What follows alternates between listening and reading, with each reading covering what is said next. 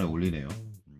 제가 이제 주말에 계속 그 도면 아르바이트가 있어가지고 제가 쉬는 날만 영상을 찍을 수 있는데 그동안 쉬는 날이 단 하루도 없었어요.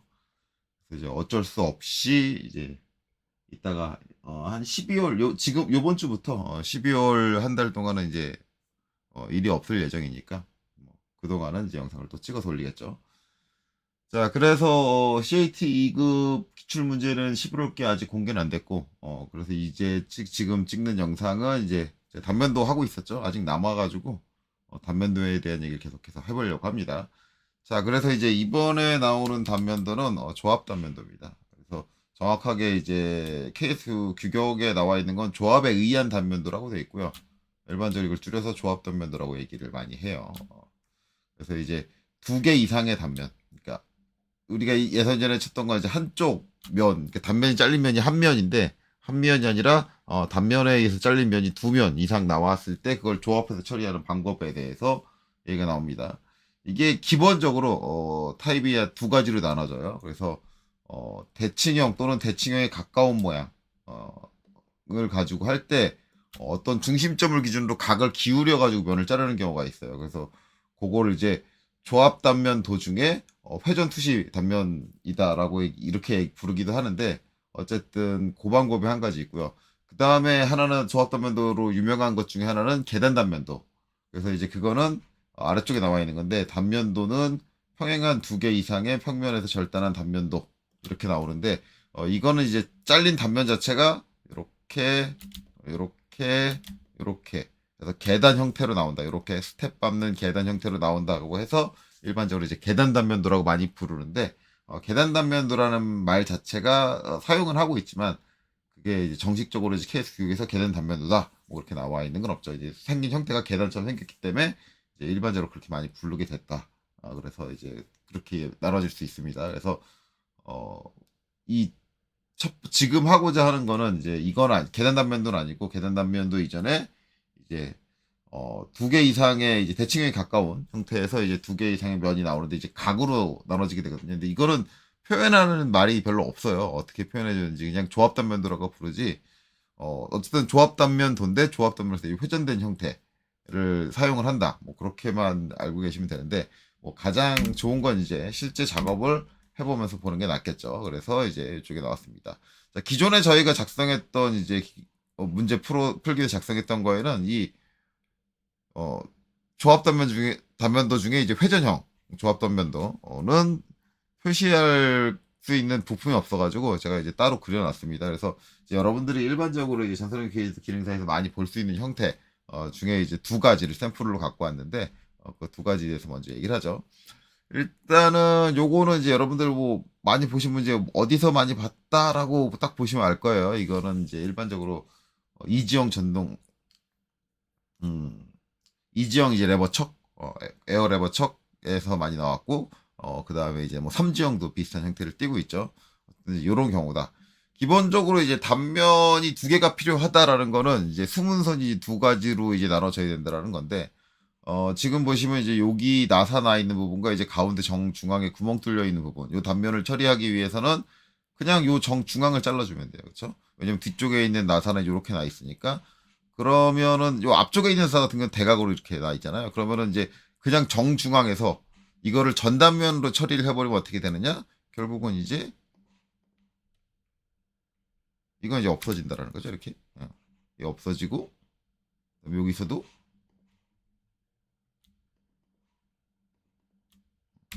이렇게 없어져요. 이렇게 없어지고 그 다음에 단면을 쳤으니까 저에게 잘릴 거고 그 다음에 이제 이거는 지워줄 거고 그 다음에 이제 안쪽에 있는 수문선들이 다 외형선으로 바뀌면 되겠죠. 신속 선택 해주고 여기서 도면층으로 레이어로 설정을 하고 여기서 수문선으로 선택을 하고 오케이. 그 다음에 이제 얘네들을 홈에서 도면층에서 여기서 수문선을 이제 외형선으로 변경을 해주면 되겠죠. 이렇게 해주고 이제 해치를 넣으면 이렇게 된다. 자, 안시 32를 선택을 해야겠죠. 패턴에서 안시 32를 선택을 하고 이렇게 들어가고 이제 여기도 들어갈 거고 이제 여기도 들어가고 그 다음에 나사 산 부분 들어가고요. 여기도 혹시 모르니까 넣어주고 여기도 나사 산 부분 들어가고 여기까지 들어가야겠네요. 그 다음에 여기도 들어가고 여기는 안 들어가도 되고 그 다음에 이제 여기 들어가고 여기도 들어가고 여기 들어갈라나요? 여기는 안 들어가네요. 여기 선택 안 해도 되는데 여기 들어가고 그 다음에 여기도 들어가고 이렇게 들어가겠네요. 이쪽에는 안 들어갔고 자 그래서 엔터. 자 그 다음에 이제 얘는 가는 실선으로 바꿔줘야겠죠. 도면층이 가는 실선 이렇게 됩니다. 그래서 이제 전단면을 치게 되면 이렇게 되죠. 전단면을 치면 이렇게 되는데 이제 이때 문제는 뭐냐? 이제 여기 있는 요 나사는 표시가 안 됐다라는 게 문제다.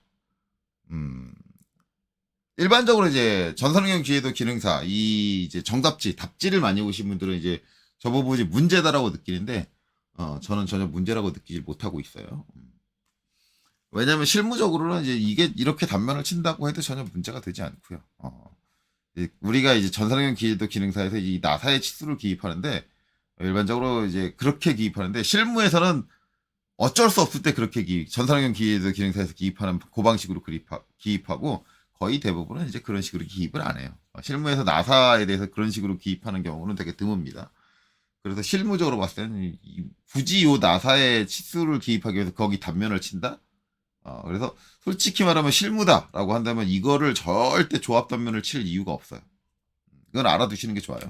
여기 왜 지워졌죠? 제가 지워버렸나 본데 중심선을 하나 옆에 거 복사해가지고 올게요. 어찌됐든 간에 이제 실무에서는 전혀 그럴 일이 없다라고 보시면 되고 이걸 전산응용 기회도 기능사 때 꼭 여기 단면 치느냐 만약에 제가 이 전산응용 기회도 기능사 문제를 푼다 그러면 단면 안 칠 거예요. 저는 이것 때문에 조합 단면 쓰지 않을 거예요. 그냥 일반적인 방법을 쓸 건데 대부분 학생들한테 제가 수업을 할 때는 일반적인 이제 시중에 돌고 있는 정답 포맷이 그렇게 돼 있다라고 해서 이제 그걸 알려주고요. 하지만 안 쳐도 된다 해서 이제 저기 여기 단면 조합 단면을 안 쳤을 때 답을 하나 더 알려주기는 해요. 근데 이제 여기서는 그걸 얘기하고자 하는 게 아니라 어쨌든 이 경우에 이제 반드시 여기 나사 45도 기울어져 있는 이 나사부에 단면까지 표시해주고 싶다라고 할 때 이제 어떻게 해줘야 되느냐가 이제 지금의 관건이겠죠. 자, 그럼 이제 정중앙에 여기서 단면을 스트레이트로 자르면 이제 얘는 안 잘린다라는 거니까 얘를 잘라주면 어떻게 되느냐? 얘를 잘라주려면 상부는 이제 요만큼, 그렇죠? 그러니까는 상부는 요만큼 단면을 자르고 여기서 자를 때 이렇게 자르는 거예요. 45도를 틀어가지고 여기를 잘라주는 거죠. 그래서 여기를 내가 이제 이렇게 바라보고 이렇게 바라보고 그럼 요면도 직각으로 바라봐야 되거든요. 이렇게 바라봐요. 근데 우리 종이 자체가 이렇게 꺾여 있지는 않잖아요.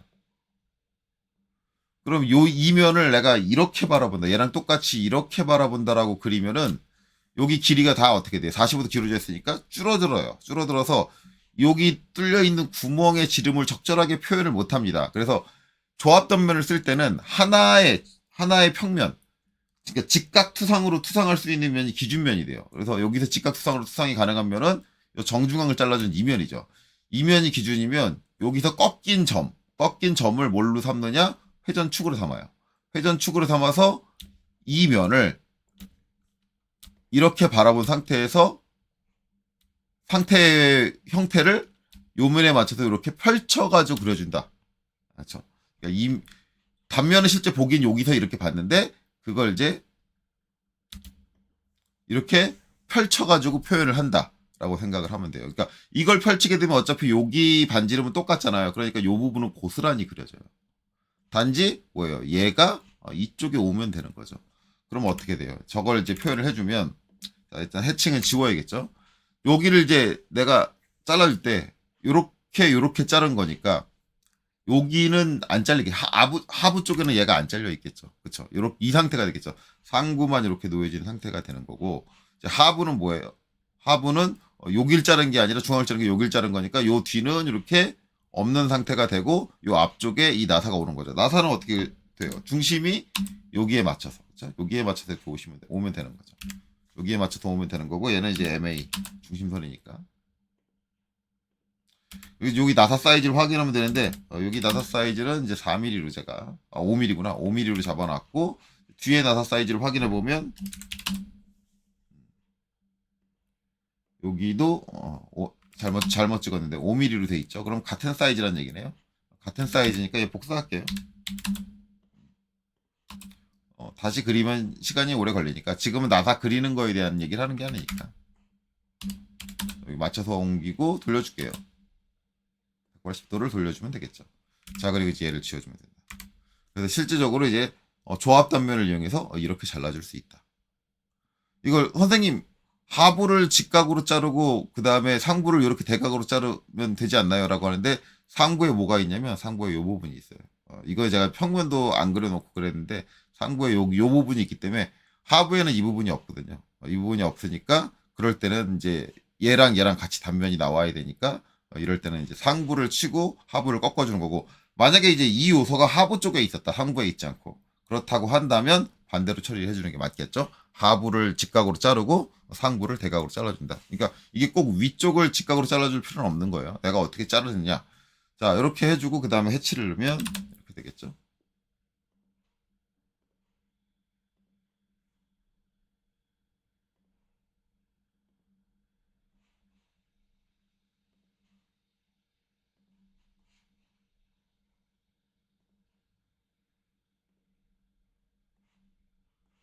여기도 넣어주고요. 가끔가다 이럴 때가 있죠. 이렇게 좀 다 들어오게 해주면 이렇게 잡히고, 그 다음에 여기도 맞아 넣어주고요. 자, 그러면 다 잡혔으니까 이렇게 하고, 얘는 가는 실선, 홈에 가서 도면층에 가서 가는 실선으로 놔줄게요. 그래서 실제 조합 단면을 치면 이렇게 된다. 하지만 이 조합 단면을 썼을 때는 절단선, 우리가 이제 앞에서 배웠던 거의 대부분의 단면들은 굳이 절단선을 그리지 않아도 된다라는 장점들이 있었어요. 근데 얘는 조합단 형태이기 때문에 무조건 절단선을 내가 어떻게 잘랐습니다. 절단선을 그려줘야 돼요. 절단선 그려주는 방법에 대해서는 이제 앞에서 한번 제가 했었는데, 기본적으로 절단선은 중심선으로 그려집니다. 근데 여긴 이렇게 되는데, 여기는 이제 여기서 꺾여서 오잖아요. 꺾인 데까지.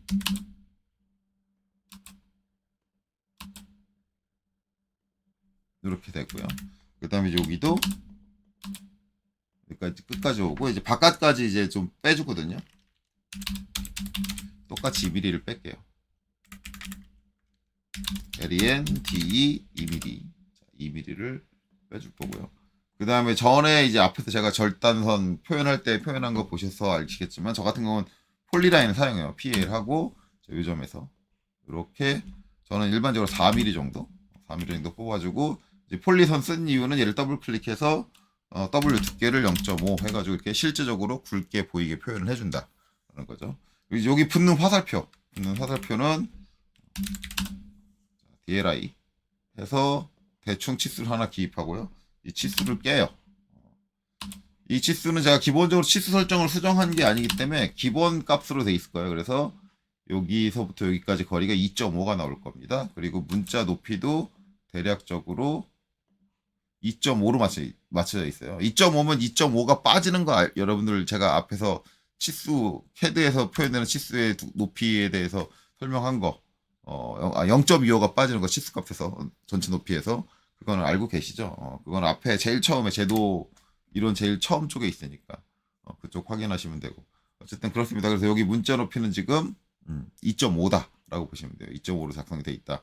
그래서 여기다 이제 붙여주는데, KS 규격상에서, KS 규격, 그리고 또 ISO 규격, 국제표준 규격의 가장 기본은, 치수선, 우리가 사용하는 치수선이 일반적으로, 굵기가 이제 0.25짜리예요. 0.25면 지금 이게 규격에 맞는 겁니다. 그래서 여기다가 이제 얘만, 라벨만 A로 바꿔주고요. 글자를 더블 클릭해서. 자, 라벨만 A로 바꿔줄 거고요. 화살표는 한쪽만 있으면 되니까 이건 지워주고, 여기 얘도 지워주고, 그래서 이렇게 와야 되고, 여기는 좀 짧게 이렇게 오겠죠. 이렇게 오고 누구 자 얘가 여기에 붙어주면 된다. 이렇게 했는데 일반적으로 이제 얘도 이제 만약에 진짜 이 2.5 규격을 썼다 그러면 얘네들도 전부 다 가는 실선으로 가야 돼요. 이게 맞아요. 왜냐면 선굵기 대비니까 선굵기가 0.25가 나와야 되고 거기에 10배가 이제 문자의 크기가 돼야 돼요. 이렇게 돼요. 근데 우리 이제 시험 전산응용 기계도 기능사 시험 규정은 이렇지가 않죠. 시험 규정은 이제 글자의 높이가 3.5, 3.5가 나와야 돼요. 그래서 일단 얘는 주소라고 제가 도면층을 따라 하나 만들었는데 이제 이렇게 노란색으로 표현이 되고 3.5니까 선택하고 컨트롤 1번. 문자 높이가 여기 있죠. 2.5가 아니라 이제 3.5로 바뀌겠죠. 3.5로 바뀌면 이제 선생님 말대로 하면 KS 규격대로 하면은 이제 요것도 노란색으로 바뀌어야 되는 거 아닌가요? 저 KS 규격대로 하면 그런데 자격증 규격대로 하면 얘는 노란색으로 안 바뀌는 게 맞아요. 왜냐하면 얘는 어디에 속한다? 치수선에 속한다. 그러니까 전산응용 기계도 기능사 그 자격시험에 나와 있는 규정 자체는 KS 규격과는 벗어나 있는 형태예요. 벗어나 있는 형태. 원래 치수선의 굵기가 0.25, 0.25면 치수 문자 높이도 2.5가 돼야 돼요. 10배가 돼야 돼요. 그게 기본적인 ISO 국제표준 규격과 KS 규격이에요. 근데 전산응용 기계도 기능사는 그걸 이제 바꿔서 얘기를 했죠. 그러니까 뭐 치수 문자의 높이는 3.5를 써라라고 따로 명기를 했잖아요. 그리고 치수선의 굵기는 0.25를 써라라고 별도로 명기를 했고, 그러니까 이미 KS 규격에서 벗어난 형태인데 벗어난 형태니까 거기서 별도로 지시를 한 거예요. 그리고 실제 실무를 가도 KS 규격에 딱 맞춰서 쓰는 게 아니죠. 그래서 KS 규격을 간혹 가다가 찾고 가시는 분들이 이제 앞에서 제가 몇 번 얘기했지만 KS 규격은 강제 규격이 아니라 표준 규격. 이게 표준이다라는 거고 거기서 우리 회사는 바꿔서 쓸래? 그럼 그렇게 해라라는 거예요. 그리고 이제 KS 전산응용 지휘대 기능사에서는 바꿔서 쓸 거니까 그 바꿔서 쓸 부분에 대해서 알려준 거예요. 문자의 높이는 3.5로 하고 그다음에 치수선의 굵기는 0.25로 하세요. 이렇게 우리는 지정해서 할 겁니다. 라고 이제 제시를 한 거죠. 그러니까 제시를 한 거니까 그 제시대로 따라야 돼요. 어떻게 보면 이제 회사에 입사했을 때 우리 회사는 치수선을 0.25의 굵기로 쓰는 거고 그다음에 문자 높이는 3.5 치수 문자의 높이는 3.5로 쓰는 거야라고 상사가 나한테 얘기한 건데 그거 무시하고 내 맘대로 하면은 솔직히 그 사람은 미친놈이죠. 예, 회사 때려치고 나가야죠. 예, 그렇죠. 그렇기 때문에 이제 시험 규정에 의해서 정해진 게 그렇다라는 거예요. 그래서 이제 시험 규정대로 하면 이제 이렇게 된다. 요 굵은 거는 좀 이제 여기 있는 이 0.25선하고 대비가 돼야 되기 때문에 얘는 이제 0.5를 해주는 게 맞습니다. 여기 굵게 표시되는 건 이렇게 맞고 그 다음에 이제 이거를 만약에 이제 여러분들이 이제 대부분 시중에 돌고 있는 이제 참고서 서적이라든가 아니면 인터넷 강좌에서 많이 하시는 분들이 이거 문자 높이를 3.5로 안 하고 5로 하시는 분들이 계세요. 왜냐하면 이제 그분들의 말은 시인성을 좋게 하겠다라는 거예요. 이게 라벨이니까 너무 작으면은 눈에 확 안, 일반적인 치수 문자 높이랑 똑같으면 눈에 확 안 띈다, 확 안 들어온다라는 생각을 갖고 있거든요. 그래서 더 키우겠다. 그러면 이제 자격증 시험 볼 때 그렇게 해도 되나요? 예, 상관없죠. 왜냐면 이 부분에 대해서는 그 사이즈라든가 크기라든가 명확하게 명기된 건 없어요. 그렇기 때문에 그렇게 이제 돼 있는 서적을 따라서 하는 게 잘못된 거 아니다. 하지만 이제 저는 이제 다양한 걸 알려드리는 거예요. KS 규격대로 하면 0.25의 문자 높이 2.5가 맞고요. 선굵기 0.25에 그렇죠. 그러면 이제 선굵기 0.25면 화살표의 앞뒤 거리도 2.5가 돼야 돼요. 근데 이거를 이제 자격증 시험에서 대부분 쓰는 상태로 좀 5mm로 키워 문자 높이 5mm로 키운다라고 한다면 이건 이제 어떻게 해주는 게 맞냐면 스케일로 좀 키울게요. 스케일로 해서 요거 선택하고 요 끝점에서 참조 R을 한 다음에 요 끝점에서 여기 끝 화살표 끝나는 데까지 지금 요게 2.5죠. 이거를 5mm로 키워주는 거예요. 그리고 이 문자의 크기도 높이도 이제 5mm로 키워주는 거예요. 그렇죠? 요게 맞아요. 이렇게 키운 거잖아요. 잘 보이게 하기 위해서.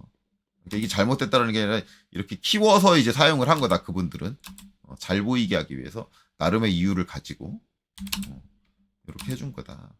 대신에 이제 이렇게 했으면 문자 높이가 5니까 얘의 손의 굵기는 0.5. 그렇죠? 이 문자의 손의 굵기는 0.5가 돼야 되고 그러면서 얘도 0.5가 굵기가 0.5가 돼야 돼요. 그래서 얘네들은 전부 다 도면층을 외형선으로 보내주시면 돼요. 그래서 만약에 내가 이제 나는 이게 잘 보이게 하는 거에 대한 그 판단이 옳은 것 같다라고 한다면 이제 요렇게 해주셔야 되는 거죠. 요렇게 해주는 게 맞다. 다 0.5의 굵기를 갖게 요렇게 해주는 게 맞다. 이래야지 시인성이 좋아진다. 뭐 저는 생각이 다른 사람이기 때문에 저는 이제 권장하는 게 아까 방식으로 저는 이제 그냥 분류를 아까 방식 3.5에 0.25 저는 이 방식 쓰는 걸 더 좋아해요. 저는 뭐든지 큰 걸 안 좋아해요. 왜냐면 저게 크게 자리 차지하면 치수를 배열한다든가 아니면 기타 등등 작업을 할 때 상당히 불편합니다. 공간을 많이 잡아봐요. 그래서 저는 이제 이렇게 쓰는 편이에요. 자, 그리고 이제 여기서 끝나는 게 여기 아니라 이게 이제 자른 게 이렇게 쭉 내려와서 요 점을 기준으로 꺾여서 이렇게 자르잖아요. 그러면 이제 어떻게 해주느냐? 꺾인 부분에다가 마찬가지로 굵은 선을 놔줍니다. 이렇게 왔다가 이렇게 꺾이잖아요. 꺾여서 나가는 쪽도 와야 돼요. 그래서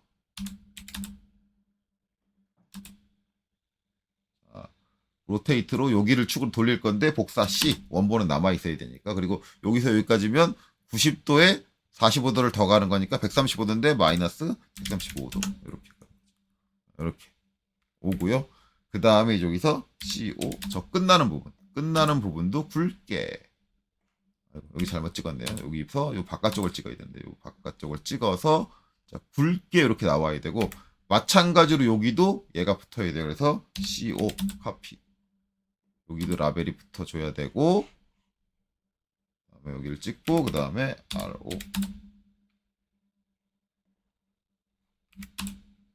얘도 로테이트로 돌려줘야죠. 이면에 직각이 되게. 그래서 여기서 45도를 돌려주면 그래서 이제 이렇게 표시해줘야 되고 간혹 가다가 요 가운데다가 5를 하나 붙여주는 경우가 있는데 그거에 이제 꼭 5를 붙여줘야 되느냐 그건 아니에요. 이제 간혹 가다가 이제 여기서 꺾인다 꺾인 지점을 명칭을 하기 위해서 여기는 이제 화살표 없이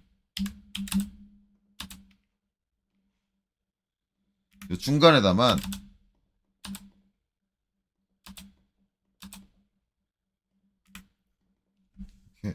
5를 붙여주시는 분들 소문자를 썼네요. 대문자로 반드시 여기 대문자 써야 됩니다. 이렇게 붙여주시는 분들이 계신데 이게 잘못된 건 아니에요. 잘못된 건 아닌데 이럴 이유가 없어요. 왜냐면 이 5를 하나 여기다 넣어주는 작업 자체도 시간을 차지하는 거고 되게 불필요한 힘이에요. 그리고 나중에 이제 여기다가 뷰라벨을 붙여줘야 되는데 뷰라벨을 붙일 때 A-5-A 그리고 왜 여기는 A인데 여기는 5고 여기는 왜 또 A야? 그것도 저는 이해가 안 가요. 그러면 차라리 A 하든가. 예, 그것도 이해가. 이게 왜 굳이 5야? 이제 여기서 이제 5를 쓴다. 5를 쓴다라는 건 일반적으로 이제 5를 쓰는 거는 이제 오리진, 원점이라는 의미를 갖고 있는데 얘는 원점이라고 보기는 어렵죠. 예, 원점이라고 보기는 어려워요. 원점이라고 보기는 어려운데 왜 굳이 5를 써? 그렇죠? 굳이 5를 쓸 이유가 없는데. 어쨌든 이렇게 뭐 중간에 하나 더 붙여주는 경우가 있는데 제가 봤을 때는 아무짝에 쓸모없는 행위다. 잘못됐다라는 거 아니에요. 그렇게 해도 돼요. 해도 되는데 왜 굳이 작업량이 많은 걸 찾아서 하지? 예, 그거는 전 아니라고 생각을 해요. 효율적으로 안 좋잖아요. 왜 굳이 알파벳을 하나 더 눌러도 더 눌러야 되는 거고 저기다가 문자를 하나 갖다 넣어도 더 놔야 되는 거고 작업이 늘어나는데 왜 굳이 안 해도 되는 거를 굳이 사서 하는지는 그 독특한 성격은 솔직히 저는 이해 못 하겠어요. 저는 이해 못 하겠는데 어쨌든 그렇게 하시면 되겠죠. 어쨌든 이렇게 되고 이제 중요한 건 이게 제가 복사로 갖다 놨더니 두 개가 끊어져 있다 보니까 이제 이런 식으로 표현이 됩니다. 이건 이제 조인으로 합쳐주시는 게 좋아요. 그래서 얘 선택하고 이제 얘 선택해서 땅 합쳐주시면 이렇게 딱딱 이렇게 되죠. 요거까지는 이제 깔끔하게 처리해주는 게 좋다. 뭐 저거 조인으로 안 합쳐도 이제 시험에 감점은 없을 겁니다. 왜냐면은 저거 출력하면 티 잘 안 나요. 예. 출력하면 티 안 나기 때문에 굳이 저런 세세한 거에 신경 쓰지 말자. 그리고 실무에 계신 분들도 굳이 이걸 조인으로 합치려고 생각하시는 분들은 안 계세요. 왜? 그거 출력해봤자 티도 안 나는 거 뭐하러 합쳐? 예, 맞는 얘기. 효율적. 그게 더 효율적이죠. 왜 조인이라는 명령 한번 들 써도 되잖아요. 효율적인데, 이거는 이제 제 개인적인 이제 성격이라서 이제 이렇게 깔끔하게 합쳐서 표현을 해준다라는 거고. 자, 그래서 이제 요렇게 이제 단면을 좀 반드시 요렇게 해줘야 되고, 반드시 여기에 이제 뷰라벨을 붙여야 된다. 이제 뷰라벨도 마찬가지예요. 이제 요거를 좀 5로 키워서 하시는 분들은 뷰라벨도 여기서 뭐로 하느냐? 5로 해요. 왜냐하면 마찬가지예요. 라벨의 시인성이 좋아야 된다라는 거고 뭐 저는 그냥 3.5로 합니다. 3.5로. 왜냐면 여기 문자를 3.5를 썼으니까. 그래서 이제 저는 C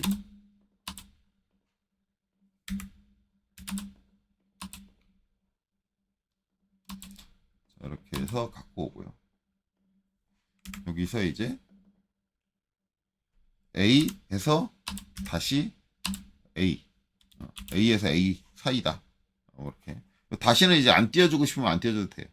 이건 뭐 중간에 이제 공백 띄는 거는 상관없어요. A-A 이렇게 하는데 대부분 이제 전선경 기계도 기능사람 이제 그런 거 하시는 분들은 이제 이렇게 안 보고 이제 대부분 이제 어떻게 하냐 여기서 단면 또는 이제 단면하고 한 칸 띄던가 아니면 또는 단면 요렇게 표현되는 거. 그리고 요 뒤에다 굳이 가로치고 1대 축척까지 아니면은 이거를 이렇게 안 하고 한 칸 내려서 여기다가 굳이 가로치고 축척 1대 이러시는 분들 계시죠. 이러시는 분들 계신데 일단은 이제 기본적으로 이제 축척까지 도시를 해주는 게 축척까지 도시를 해주는 게 더 이제 현명한 판단이기는 해요. 현명한 판단이긴 한데 왜냐면 이제 축척을 정확히 알려주는 거니까.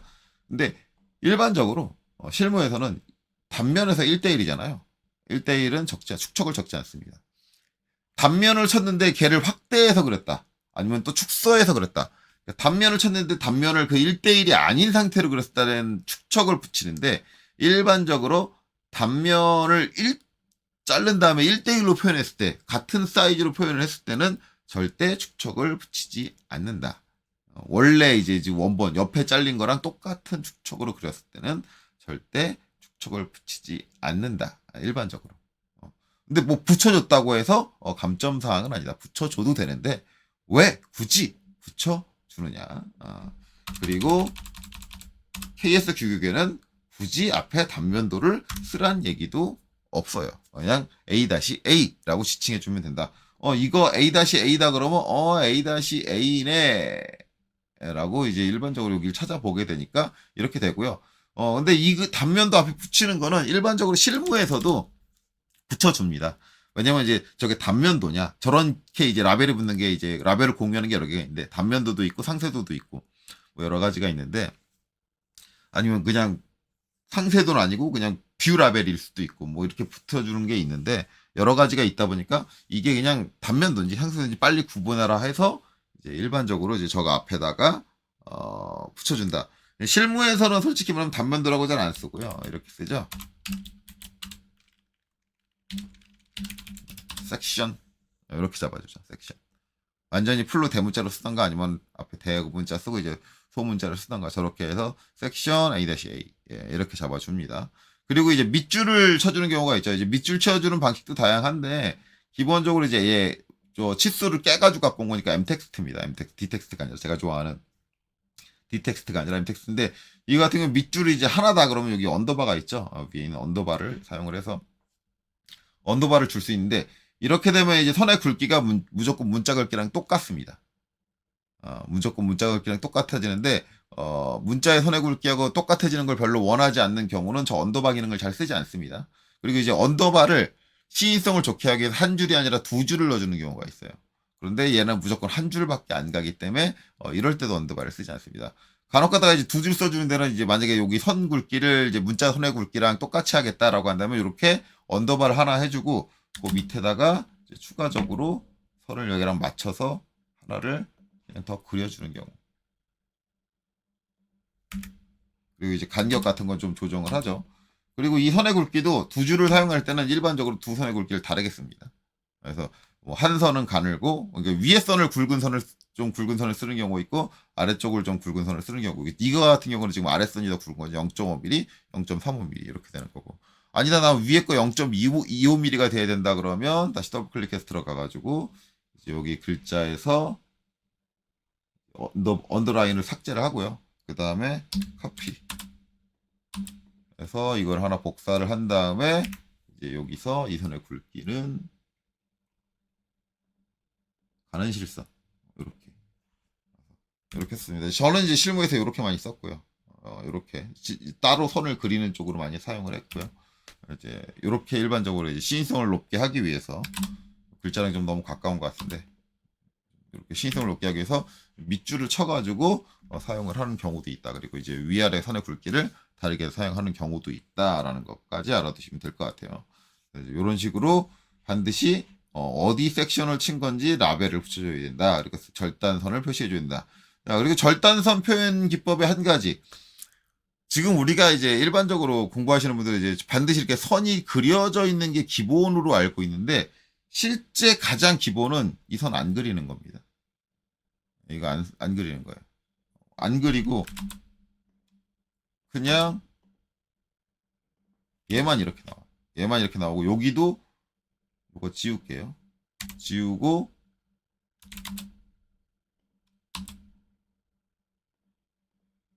이렇게 돼 있어요. 이게 ISO는 이게 표준이에요. 국제 표준은 이게 표준이에요. 그래서 이제 여러분들 3D CAD 중에 이제 여러 가지 다양한 프로그램이 있는데 여러 가지 프로그램 쓰다 보면은 특정 규격, 그러니까 거기는 이제 국제 규격을 맞출 수 있게 돼 있죠. 특정 규격을 맞추면은 절단을 하면은 절단선이 안 그려지는 경우가 있어요. 그러면 대부분 이제 프로그램 왜 이따위야 하고 짜증을 내시는 분들이 계신데 이따위가 아니라 본인이 규격을 잘 모르는 거예요. 왜냐하면 국제 표준 규격은 이게 기본이에요. 절단선을 안 그리고 이 연결된 부분들만 이렇게 굵은 선을 그려주는 게 기본입니다. 그래서 이렇게 표현되는 것 중에 대표적인 거 하나가 이제 퓨전 360. 퓨전 360 도면에서 규격을 ISO 국제 표준 규격으로 맞추면 단면을 치면은 절단선이 안 그려져요.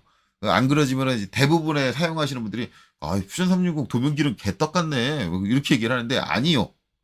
본인의 지식이 개떡 같은 거예요. 네, 본인의 지식의 수준이 개떡 같은 거야.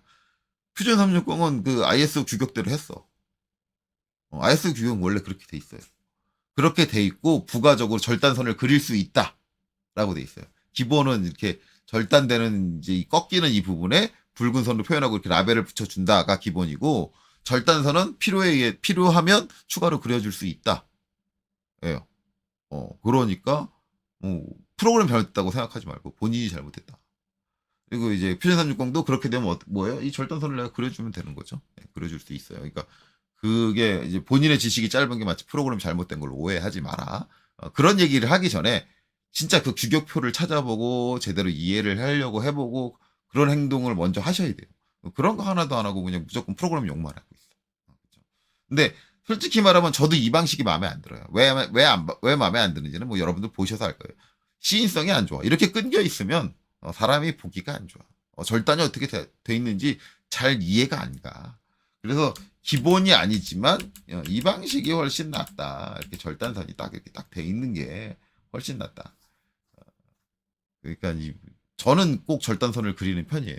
무조건 이제 요 절단 표시를 할 때는 절단선을 그려주는 편입니다. 나중에 이제 요거 말고 다음에 나오는 계단 단면들도 마찬가지예요. ISO 표준은 계단 단면에서 꺾이는 부분에 저 굵은 선들만 그려주는 게 가장 기본이고 절단선을 그려주는 건 부차적인 방법입니다.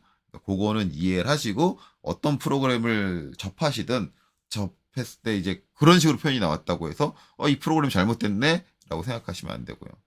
특정 프로그램들은 이제 그 규격들을 혼용해서 쓸 수 있어요. 뭐 어떤 건 ISO, 어떤 건 ASME 뭐 이렇게 혼용해서 쓸 수 있는데 그렇게 혼용해서 쓰면은 저 부분을 해소할 수 있는 경우도 있으니까 그거는 이제 규격의 문제다. 그럼 규격 세팅을 할 수 있는지 디테일한 세세적인 규격 세팅을 할 수 있는지 그런 것들을 좀 알아보시고 내가 원하는 규격에 맞게 세팅을 해서 쓸 줄도 아셔야 돼요. 3D CAD 같은 경우는 나중에 이제 제가 3D CAD 이제 수업을 하게 되면은 거기서 이제 그런 부분도 디테일하게 얘기를 하기는 할 거예요. 이제 그런 부분이다. 그러니까 못 모르고 프로그램을 욕하지 맙시다.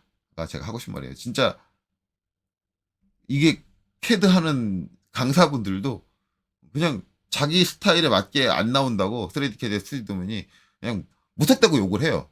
무턱대고 욕을 하는데 무턱대고 욕을 할 게 아니라니까. 본인이 멍청한 거라니까. 아니 캐드 강사면 그 정도는 알고 있어야지. 그렇게 나오는 게 잘못된 게 아니라는 건 알고 있어야지. 그걸 알지도 못하면서 프로그램 이따위로 만드니까 3D 캐드에서 2D 도면을 안 만드는 거예요. 멍청해요. 프로그램이 안 좋은 게 아니라 가르치는 강사가 안 좋아. 예. 저는 그렇게 생각을 합니다. 어쨌든.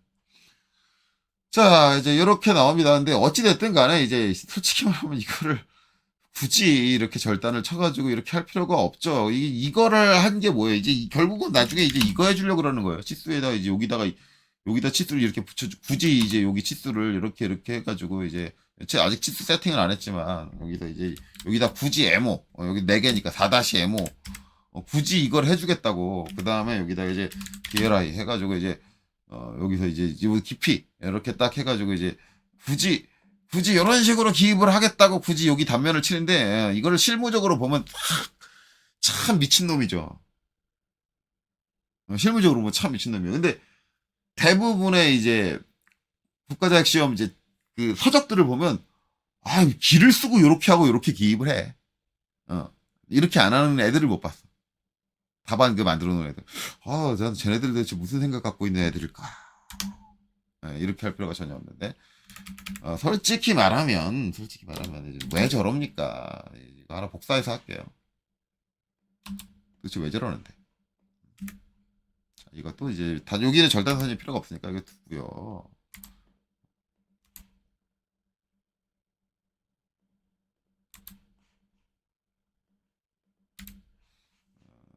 해칭 지울게요. 그리고 이제 얘도 날립니다. 그리고 얘는 다시 미러로 넘겨줄 거고요. 그럼 전단면 칠 거냐? 좀 굳이 단면을 치겠다고 한다면 전단면을 치겠는데, 그쵸?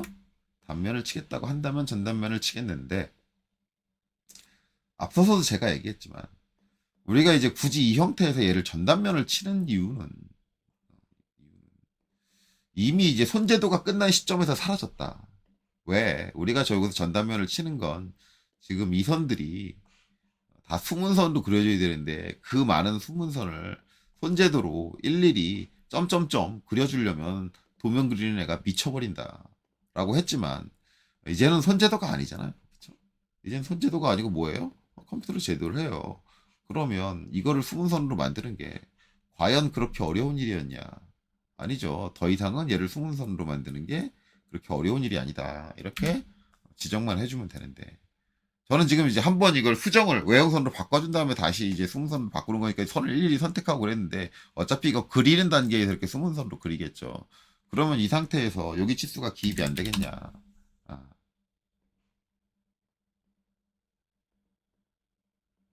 기입이 된다. 그럼 이제 이렇게 얘기하시는 분들이죠. 시인성이 안 좋다. 뭐 어디가 대체 시인성이 안 좋은 거야? 이게 외형선인 것과 수문선의 차이 때문에 시인성이 안 좋다고 얘기했는데 그 근거가 대체 뭐냐? 그건 그냥 네 생각일 뿐이지 않냐? 네 고정관념일 뿐이지 않냐? 그쵸? 그러니까 이렇게 하고 그냥 파이 붙여주구나. 이렇게 이제 단면 쳐져 있는 거에서 파이 붙여 있나? 어? 뭐가 다른데? 뭐가 다른데? 다른 거 하나 있긴 해요. 해칭. 해칭 때문에 좀 더 명확하기는 해. 왜냐면 해칭이 들어가 있으면 여기가 이제 잘린 단면이니까 이제 단면과 구멍 부분을 명확하게 좀 더 구분할 수 있긴 해. 좀 더 명확하기는 해. 그런데 이걸로 못 알아봐? 그건 아니잖아요. 왜 그래? 장사 하루 이틀 하는 것도 아니고. 그리고 실무에서 해칭 안 넣는다니까? 실무에선 단면 쳐도 해칭 안 넣어요. 그냥 이렇게 하지. 실무 도면 나중에 제가 한번 날 잡아서 제가 도면 알바 치고 있는 거, 그거 이제 어느 회사 건지 이제 기밀에 관련된 거 다 빼고 정리해가지고 한번 보여드릴 건데, 실무에서 이거 아니래요. 해칭 안 넣어요. 그냥 이러고 끝내요. 단면 쳐도. 이러고 끝내요. 그럼 얘랑 대체 뭔 차이인데? 아무 차이 없다고. 그러니까, 아니, 나는 솔직히 이제 전산환경 기계적에서 국가자격증 시험 보시는 분들한테 여기다 이게 단면 치지 말고 이렇게 답을 내세요라고 말 못하겠어. 왜냐하면 그거 채점하는 사람도 고리타분한 사람들이거든. 아주 그냥 옛날 자기네들 배운 그 방식에서 뚜껑만 치도 벗어나지 못하는 사람들이거든. 그러니 제가 이렇게 해도 돼요라고 정확대로 얘기했다가 감점당하면 어떡해. 그러니까 전산환경 기계도 기능사 시험 보는 사람한테 내가 그렇게는 못하겠는데 바뀌어야 되지 않을까 이렇게. 이게 맞는 도면이 요새는 수문선 그리는 게 전혀 어려운 게 아닌데 이게 왜 문제가 된다는 거야? 왜 안 된다는 거야? 이렇게 되면 3D CAD에서 일반적으로 이제 2D CAD의 2D 도면처럼 만들지 못한다라고 하지만 이렇게 다 수문선으로 표현해야 된다 그러면은 그런 부분이 많이 개선이 돼요. 3D CAD에서도 얼마든지 3D 도면을 만들 수 있다라는 개념이 돼요. 우리가 사용하는 소프트웨어가 달라졌잖아요. 도면을 그리는 방식, 사용하는 도구가 달라졌잖아. 도구가. 더 이상은 샤프가 아니고 우리가 손으로 그리는 게 아니고 자대고 일일이 점 찍고 한 칸 띄우고 빈 공간 띄우고 2mm 긋고 1mm 띄우고 2mm 긋고 1mm 띄우고 그게 아니라고 더 이상. 왜 아직까지도 그때의 방식에서 벗어나지를 못하고 있는데 당신들은. 그냥 이걸 답으로 인정을 해줘요. 뭐가 문제예요. 저는 그렇게 생각을 해요. 근데 아직까지 이제 그렇게 이런 것들을 답으로 인정한다라는 명확한 이제 국가자격 시험에서의 어떤 액션이 없으니까 뭐 지금 하시는 분들은 이제 단면을 치시고 해칭을 넣어 주셔야겠죠. 이렇게 해칭을 넣어 주셔야겠죠. 아직까지는 그렇게 되는 거고 어찌됐든 이제 저라면은 이제 이렇게 하겠어요. 이렇게 하고 실무에서 이렇게 하셔도 돼요. 진짜로 실무에서 이렇게 한다고 누가 뭐라고 안 해요. 이렇게 단면 안 치고 이렇게 하고 승문선에다가 치수 기입해도 뭐라고 안 해요. 왜? 못 알아보지 않는데? 왜 그래요? 이게 잘못된 도면이 아니라니까? 바뀐 시대에 맞춰서 바뀐 방식으로 제대로 도면 그리고 있는 거예요. 네. 자, 이렇게 되고, 그 다음에 이제 뭐예요? 그러면 이제 뭐야? 저기에 이제 여기는 표시가 안 됐잖아. 여기 표시가 안 됐는데, 그럼 여기 치수는 어떻게 기입하느냐? 어떻게 기입하긴? 에리 하겠지. 지시서 하겠지. 자, 저는 이제 요거는 저랑 똑같이 안 해도 돼요. 저 60도 딱 맞추려고, 칼같이 맞추려고 저거 하는 거거든요. 근데, 저처럼 이제 저런 부분까지 너무 세세하게 신경 쓰면은 인생이 피곤하긴 해요. 인생이 피곤하고 도면 그릴 때도 막 피로도가 되게 높고 뭐 그렇긴 해요. 그래서 이제 어떤 분들은 이거 60도 맞추려고 기를 쓰지 마세요. 틀린 말은 아닌데 그렇다고 이제 너무 대충 놓는 사람들이 있어요. 그건 아니에요. 그래도 보기 깔끔하게는 놓으셔야 돼. 깔끔하게. 그러니까 대충 놓더라도 60도 근사치에 그리고 여러 개의 지시선이 들어갔을 때는 지선 선들의 각도가 다 평행한 상태로 땅땅땅땅 평행하게 그렇게 들어가게 그거는 룰이에요. 그거는 지켜줘야 되고 최대한 깔끔하게 보이게 해주셔야 됩니다. 어쨌든 전 60도 안 맞추면은 제 성격이 좀 못 버텨요.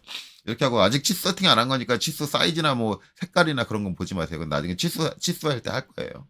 그래서 이제 에리 자 여기서 이제 이렇게 잡고요. 여기서 이제 이렇게 오겠죠. 이렇게 오고 그 다음에 이제 세팅 안 봤다. 세팅을 내가 손을 안 댄 것 같은데 이제 L이 다시 해볼게요. L이 하고 여기 S 엔터 여기서 어태치 부착 관계 그렇죠. 맨아래행의 밑줄은 쳐줘야겠죠. 맨아래행의 밑줄 오케이 하고 이제 여기서 땅 하고 그 다음에 엔터 그 다음에 엔터 그 다음에 이제 이렇게 M 텍스트 여러 줄 문자가 나왔을 때 이제 여기서 써주면 되겠죠. 저게 이제 4- M 5탭이었죠. M5 탭. 여기서 이제 소문자 안 씁니다. 그 다음에 깊이 DP. 그 다음에 M5니까 2배 하면은 이제 10이죠. 10. DP 10. 이제 소재에 따라 달라요. 아마 이제 이 문제면 저게 알루미늄이니까 DP가 15가 나와야 될 거예요.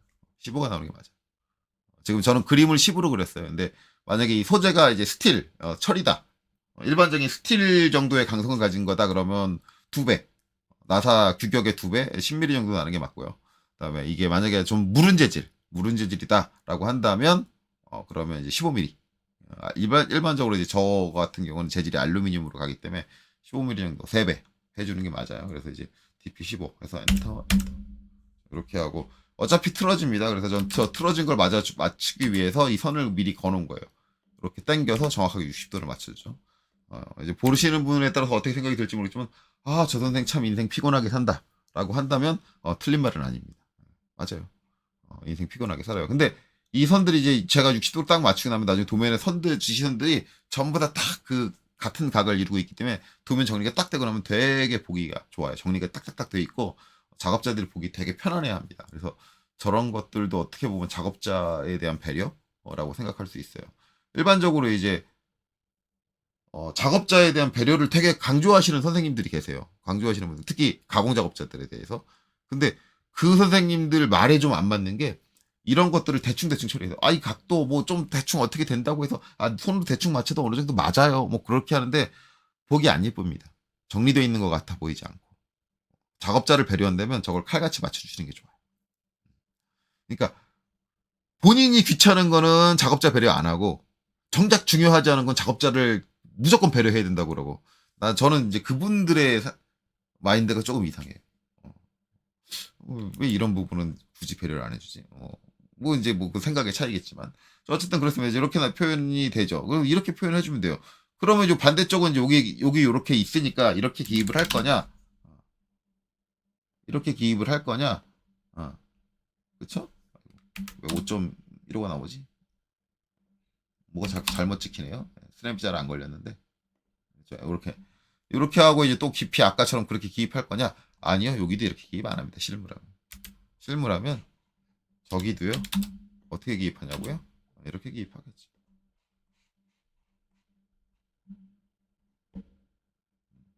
실무라면 이렇게 기입합니다. 그러니까 웬간하면 요 형태에다가 나사의 사이즈를 실무에서는 거의 안 붙여요. 왜냐하면 치수를 이렇게 기입을 하잖아요.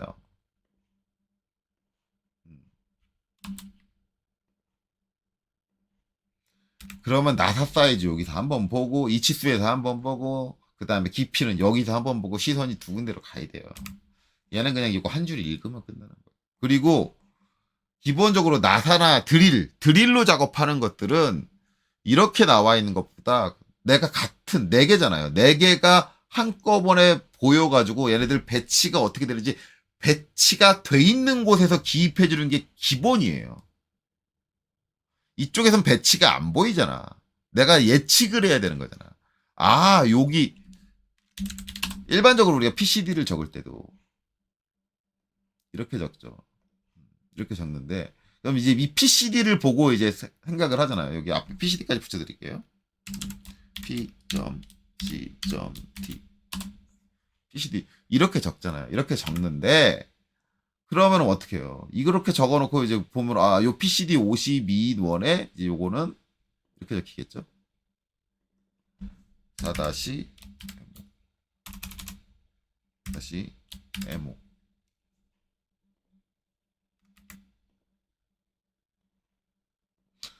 4 이렇게 생긴 원에 4-니까 그러면은 이제 원에서 이제 그리고 어떻게 그치 요 원이 옆에 그려져 있으니까 이걸 딱 보면서 그렇지 원 이게 52고 거기에 이렇게 4개가 배 있고 시선이 이쪽으로 한번 와줘야 돼요.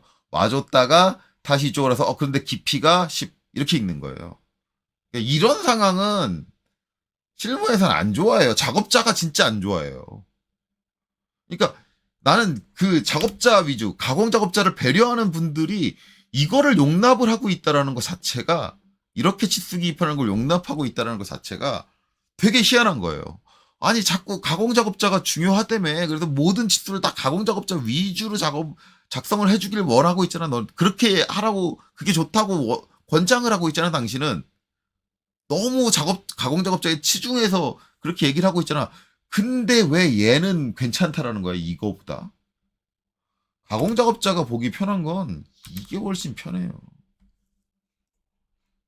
PCD 50원? 요렇게 된 게 PCD 52인 원이란 얘기네? 근데, 4-MO의 탭, MO 탭이 깊이가 15로 나네?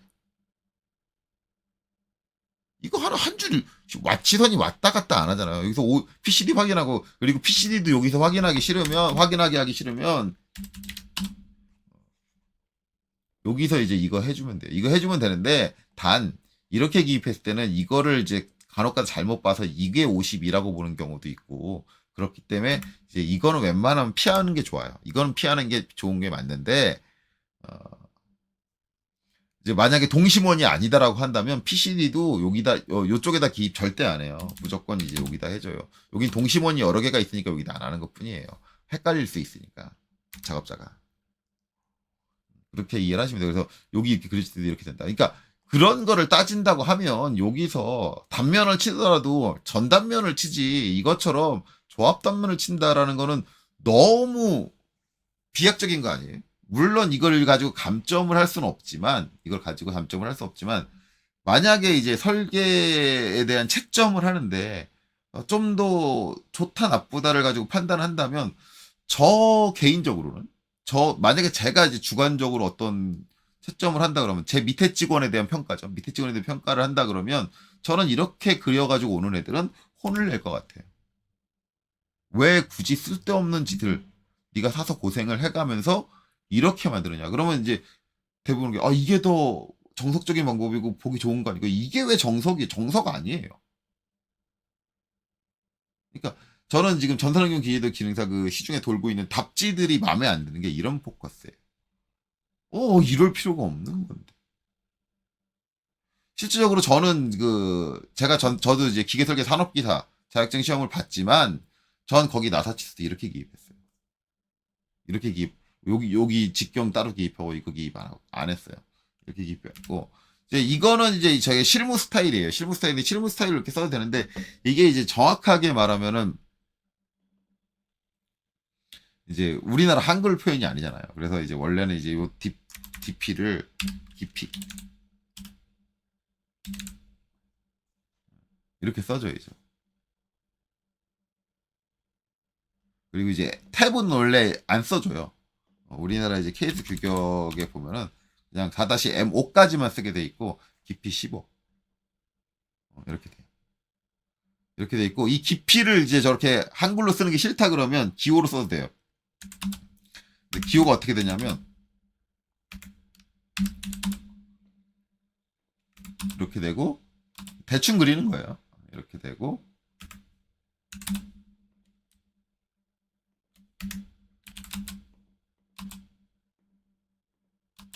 이런 걸 만들어가지고 붙여야 돼요.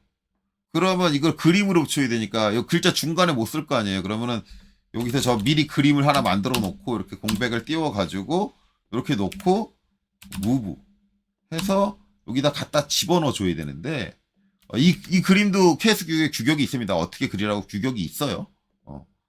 규격대로 그리는 건데 이러면은 나중에 이제 내가 여기서 지선 위치가 좀 마음에 안 드는데 옮겨줘야지. 한글 바뀌었네. 이렇게 해주면 얘만 움직이면은 이렇게 돼요. 그러니까는 얘도 신경 써서 같이 잡아줘야 돼. 물론 이제 얘는 블럭으로 묶어주면 되겠죠. 블럭으로 묶어주고 나서 어쨌든 두 개를 선택해서 이렇게 같이 움직여줘야 돼. 이게 도면 관리 자체도 불편해져. 그래서 이 기호가 KS 규격에 나오는데 이 기호를 실무에서는 뭐 쓰시는 회사도 있겠지만 거의 대부분의 설계자들은 죽었다 깨나도 저 기호는 쓰려고 하질 않아요. 일반적으로 저 기호 자체를 이제 실무에서 잘 안 쓰다 보니까 가공집에다가 저 기호를 넣어가지고 도면을 보내잖아요. 그럼 저거를 가공 작업자에 따라서 저게 뭔 기호인지 모르는 작업자도 있어요. 그런 작업자도 발생을 해. 실제로. 그렇기 때문에 기호를 쓰는 거는 최대한 권장을 하지 않는다. 근데 한글로 뭐 깊이 뭐 그렇게 쓰시는 건 상관없죠. 근데 제가 얘기를 했지만 CAD 프로그램은 영문 명령어로 동작되는 프로그램이기 때문에 저도 지금 한영을 전환하다 보니까 자꾸 내가 한글로 난지 영문로 난지 자꾸 헷갈려서 자꾸 실수하잖아요. 그런 일이 벌어지기 때문에 가급적이면 도면상에서 특수한 목적을 가지지 않는 이상은 한글을 사용하지 않는다. 영문으로 다 표시를 해준다. 그렇죠. 그래서 이제 이렇게 영문 표기를 해주는 거예요. 그렇게 해야 된다. 어쨌든 이제 이런 경우에 굳이 여기를 이제 이렇게 단면을 쳐야겠다고 한다면 이런 형태의 조합 단면을 쓸 수 있다라는 거죠. 자, 그 다음에 이제 또 이제 나와 있는 케이스는 요 케이스입니다. 요 케이스도 제가 이제 할 말이 있어서 한 거예요. 지금 이제 여기까지만 해도 이제 거의 영상 자체가 이제 54분이 됐는데 이 케이스는 영상을 하나 따로 찍을게요. 제가 이제 여러분들이 너무 영상이 길어지면 안 되니까. 그래서 이제 이번 영상은 여기까지 하고 이어서 이제 영상을 하나 더 올리도록 하겠습니다. 이제 여기까지 보시느라 수고 많으셨습니다.